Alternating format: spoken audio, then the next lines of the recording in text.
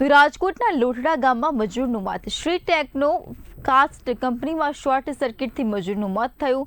ભઠ્ઠી ખાતામાં કામ કરતા મજૂર કૃષ્ણ પંડિતનું મોત થયું। મૃતક મૂળ બિહારનો રહેવાસી હતો। પરિવારજનોએ કંપનીની બેદરકારીનો આક્ષેપ કર્યો। સેફટી સુવિધાના અભાવથી મોત થયાનો પરિવારોનો આક્ષેપ। તો રાજકોટ સિવિલમાં પરિવારજનોએ મૃતદેહ સ્વીકારવાનો ઇનકાર કર્યો। પોલીસે આગળ આ ઘટના વિશે તપાસ પણ હાથ ધરી। હવે આ જે કંપની જે છે એ લોટડા ખાતે આવેલી છે, એનું નામ છે શ્રી ટેકનો કાસ્ટ। એમાં જે મજૂર નોકરી કરતા હતા, મિલરમાં માટીનું જે કાંઈ કામકાજ કરતા હતા, આજથી 3 મહિના પહેલાં પણ એમાં શોર્ટ આવેલો।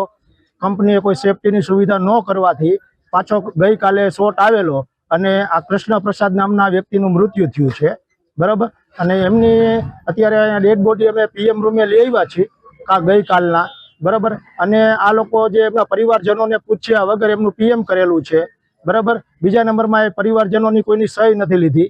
બીજા નંબરમાં પીએમ કર્યા પછી ડેડ બોડી અત્યારે બહાર પડી છે।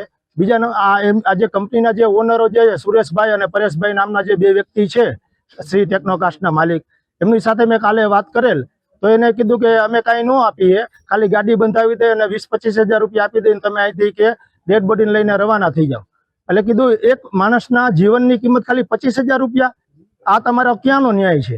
તો ન્યાય માટે થઈને અમે અત્યારે કીધું છે કે જ્યાં સુધી અમને ન્યાય નહીં મળે ત્યાં સુધી અમે ડેડ બોડી સ્વીકારશું નહીં, બરાબર। એટલે અમારી માંગ છે સરકાર પાસે, પોલીસ પાસે અને પ્રશાસન પાસે અમે એવી માંગ કરીએ છીએ કે આ મજૂર માણસ છે, બરાબર, કે એના ઘરનો એકનો એક આધારસ્તંભ હતો।